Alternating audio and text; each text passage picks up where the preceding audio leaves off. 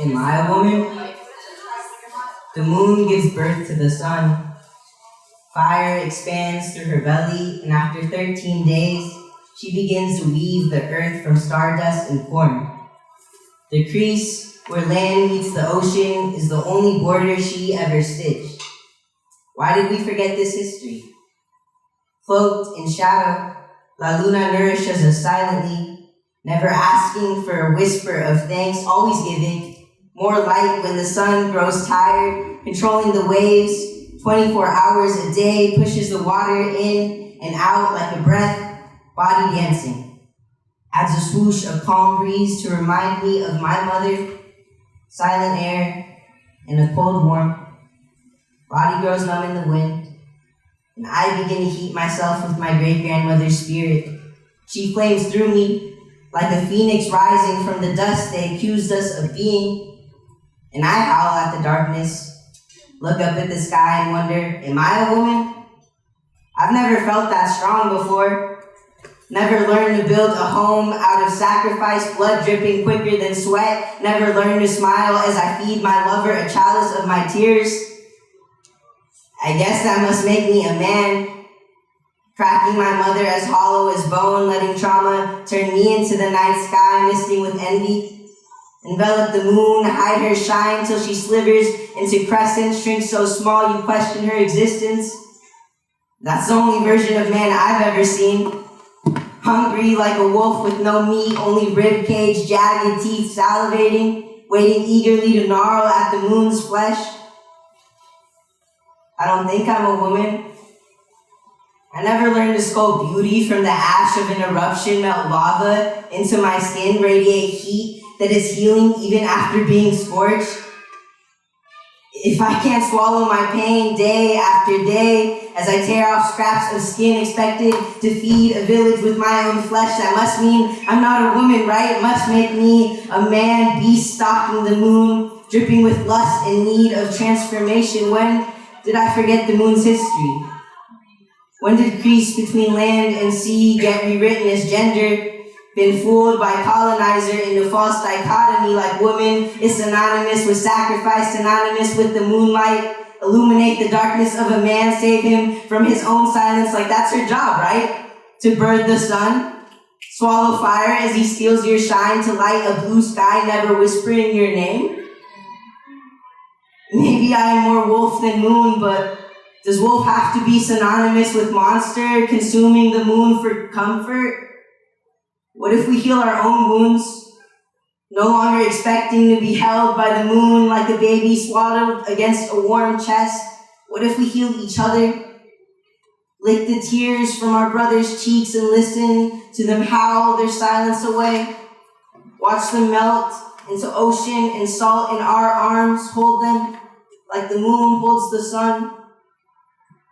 I think a gentle conversation is revolutionary as the moon, as revolutionary as womanhood, has the ability to weave a world where the crease between water and land is the only border we know. Thank you.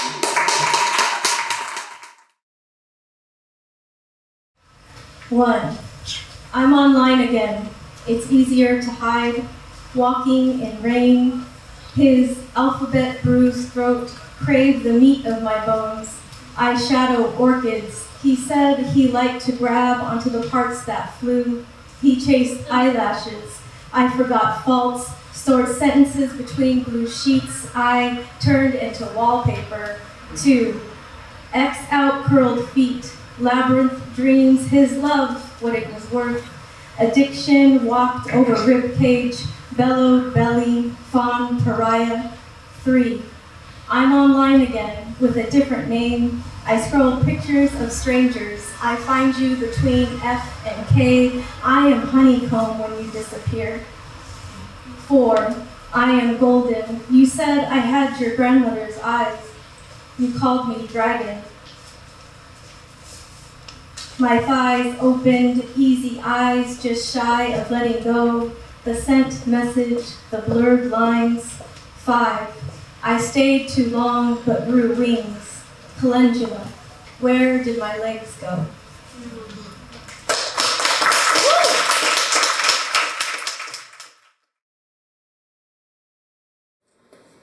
My nose has been this big.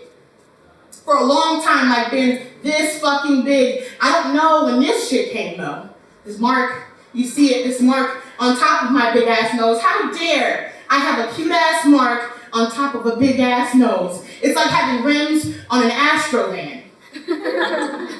I have thought for hours about whether or not I can have a nose ring. Like, is my big ass nose already too distracting? And then beautiful beauty mark on top of big ass nose. Like, people will be like, did this motherfucker just decorate her already big ass nose? For real? I think she did. Shorty's bold. My big ass nose has saved my life though. Sometimes it smells fire before anyone else. Or one time, there was a cooked egg in our house that fell and rolled into the pantry, and I kept telling everybody, like, yo, the kitchen stinks, and they were like, take out the garbage. But I'm like, nah, it's different. And then we found the egg. And I was like, I told y'all niggas. And they were like, wow, you got a good nose. That's just like one time. But there's literally been a million times my nose has been there for me. Every day, I just be breathing. Like, nonstop almost. And it's like, I still get mad at it for being bad, but it keeps letting me breathe. And I'm not really sure why. So, to my big ass nose. You black diamond sitting above a mound of deep sand. I love to watch how you inflate under the moon like a beach. The way you keep my eyes' secrets away from my lips. You are such a good nose.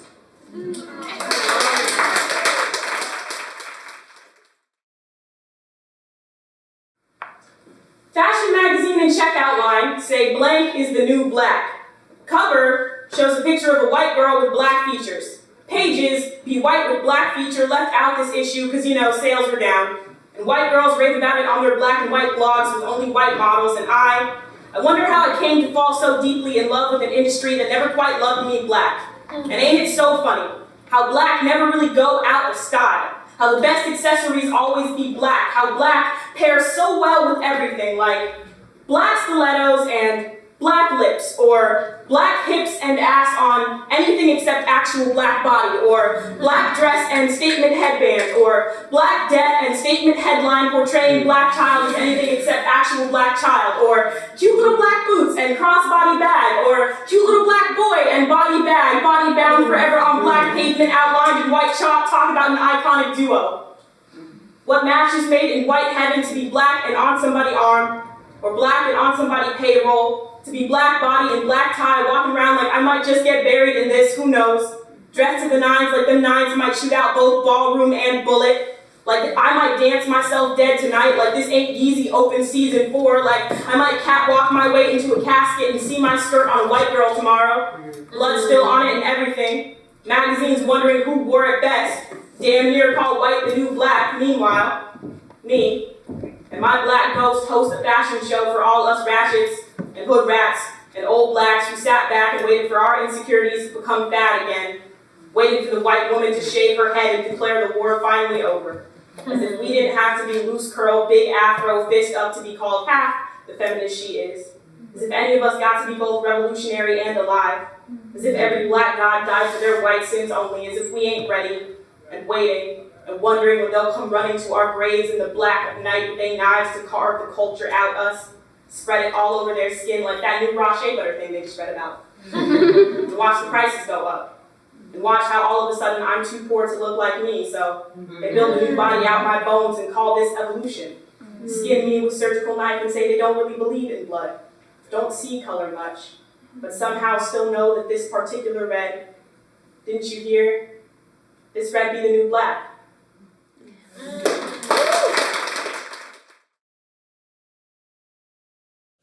True story. 1.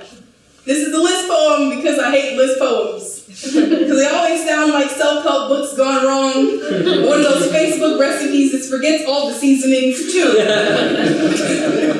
It's easy for me to tell you all the things I hate, like list poems, like the rain, like my depression, 3, my depression, 3, my depression, 3. I had to repeat my depression because isn't that what you're supposed to do in these list poems? I'm trying to step out of my comfort zone and do things I don't really like too much for. A mother isn't the bitch who gave birth to me. I don't always feel like this. Most days I love her. But she is the first bitch my mouth ever fixed itself to make 5. When I say bitch, I mean ghost. When I say ghost, I mean my mom. When I say mom, I mean the woman who left me at the hospital. When I say mama, I really do actually mean my mother. 6. My mother that raised me is going to see my aunt who is becoming a ghost. This woman is not speaking to me. Somehow everyone around me is becoming a ghost. 7. I share a room with my grandmama's ghost. 8. I've never seen the way my mom looks when a man whispers in her ear. 8. I've never seen her hold someone's hand. 8. I want to see my mom flirt before she becomes a ghost. 8. I want my mom to be madly in love before she becomes a ghost. I want her to see me in love. Why are we all ghosts? 9. Did I do it right? That whole repeating thing? I didn't do my suicide right the first time I did it too. Maybe the second will be better. 10. Maybe there wouldn't have been a first if they had told me my aunt who was becoming a ghost tried to kill herself too. 11. I know these poems usually end at 10, but I'm not very good at endings. 12. My aunt is becoming a ghost, and she's always been my favorite person in the world. Traveled the world, leaving broken hearts and ex-husbands in her trails as he tried to mend hers. 13. Dear aunt becoming a ghost, thank you.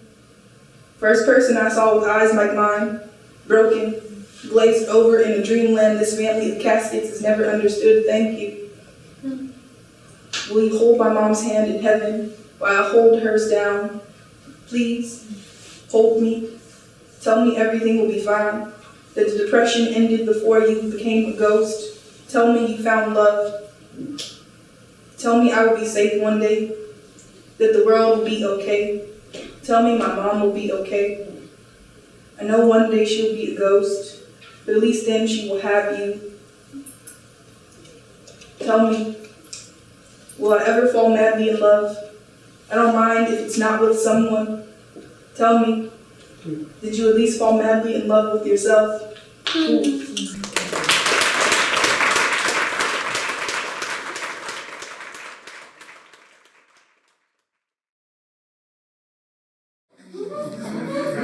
No one ever said I talked white until I was with all my cousins who my mama called ghetto, and they asked, why you talk like that?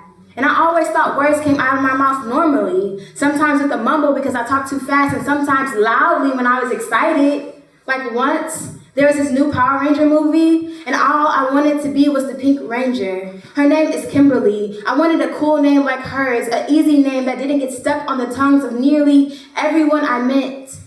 But I never told anyone. I denied liking pink because it was for girls, and I wasn't a girl. I was like a boy. I did boy things, felt it was easier to be a boy than a girl, so I told my mom to stop buying my uniforms and dresses. Had her sign me up for sports, but still, if I was a Power Ranger, maybe I could fight the monsters that were not in the closet, but sleeping in the next room. And I learned to love silence. It meant that my mom was not getting slapped tonight. It meant that I didn't have to distinguish between gunshots and fireworks. We all got to stay alive tonight, so who cares how I talk? I knew from an early age that fitting in wouldn't be my thing. I learned survival was usually not in my own hands. I learned a voice was sometimes not a good thing to have. Most people only use it against you, unless you're a Pink Ranger, and your skin is ambiguous, but definitely not black, and your name tastes sweet, coming out of the mouths of everyone. I recently watched Power Rangers and discovered Kimberly is really Amy Jo. Amy Jo is white and not racially ambiguous. It was easier for me to believe that she was any other thing than the one who has everything. If I could believe she was brown, some kind of brown, then when I slipped myself in her pale body, maybe no one would notice. My mom smells my hair when she hugs me in the morning. Smells the night on me. The cigarettes and blunts, cheap beer and vomit, saliva and regret. I wonder if she ever smoked a cigarette. 2. When forced from home through eviction or foreclosure, people sometimes fill walls with smoke, dirty white paint, bust windows, kick down doors, leave their once home bruised and coughing through a mouth of missing teeth. 3. When my body became hard to sleep in, I started smoking. Started pulling out my hair, slow and methodical like plucking eyebrows to perfection. Every curly black hair on my straight brown scalp was an intruder my body needed to be rid of. 4. My mom is a realtor. She took me with her once to see a foreclosed house in Berwyn, where whole neighborhoods of families were losing their homes. The house was cozy and worn in like an old sweater. I felt like a trespasser. 5. Over Thanksgiving break, home from college, I woke up in a stranger's living room. I don't remember the night, beyond one margarita, a mariachi band, a tight leather booth, and darkness. I woke up on a stained futon next to a naked old man. I found my pants and the rest of my belongings, waited outside for a taxi, rode home, and collapsed on my mom's front porch. She found me and picked me up, hugged me and smelled my hair. I don't want to know what that night smelled like on me. 6. My mom pretends she doesn't know I smoke. I mask the scent of cigarettes under peppermint, dab the oil onto my forefinger and thumb, press the peppermint to my tongue, another drop on my wrist, massage it into skin like perfume. In my family, if things are unspoken, they don't exist. When I was too young to have traversed the entirety of my body, someone found my furthest extent and subjected it to his delineation. And for years after, I would close my eyes and see tiny red insects running up and down my arms and through my veins. And for years, I couldn't find my furthest extent, but if someone touched it, I at the foot of my bed, floating like a balloon with my back to the ceiling, walking knee-deep in rivers, tickling snow off mountaintops, prodding my finger in the soil, thrusting, willing the earth to become my body. And when my body became she was red, and I vanished from the vocabulary. And Sarah appears in the vanishing, and she has flower hands. Hands full of flowers she picks off one by one, and one by one they grow back through her skin that collides with the sky. Sarah walks to and from the lack of periphery. She occasionally traces her body all the places the sky collides with the earth, and she does regular things like hold seashells to her ears and pick out pomegranate seeds one by one. The skin is red, and Sarah traces along. The skeleton is discarded. Things are subtle and full of small surprises that are more than red or a slap or thundering.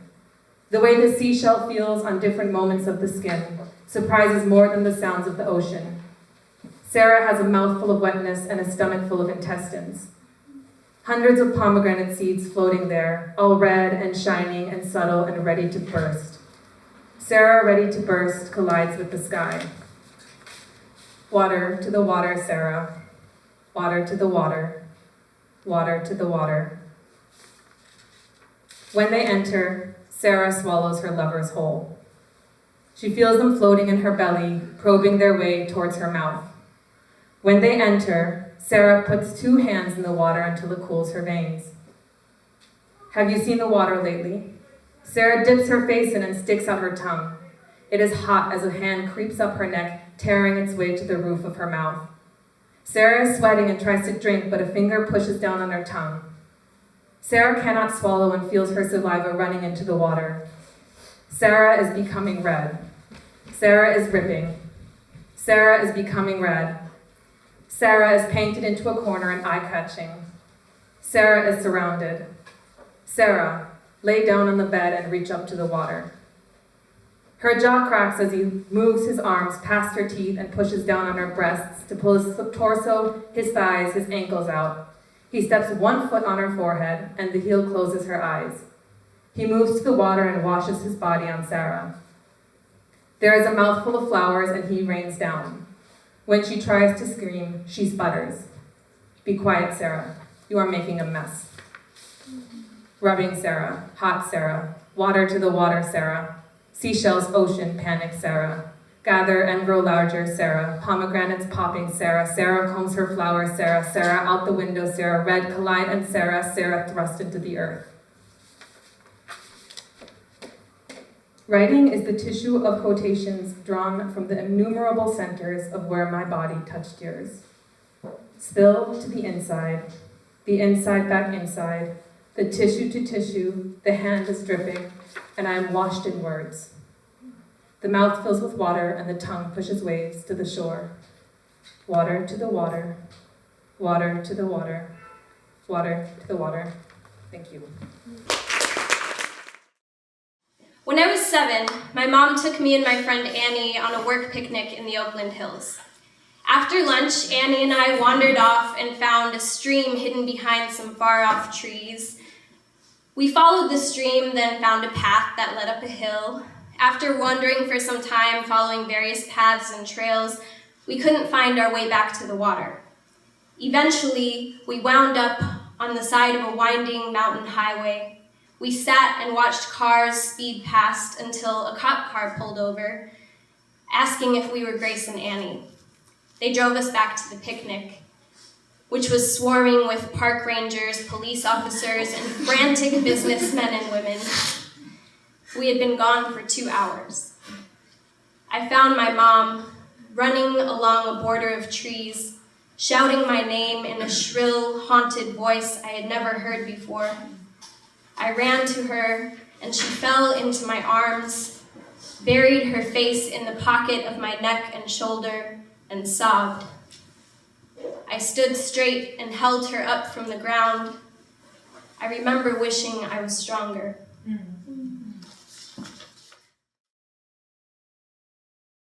I don't feel in desperate need of his glory, but desperate need of his touch, thinking maybe that is what makes Christians less dirty.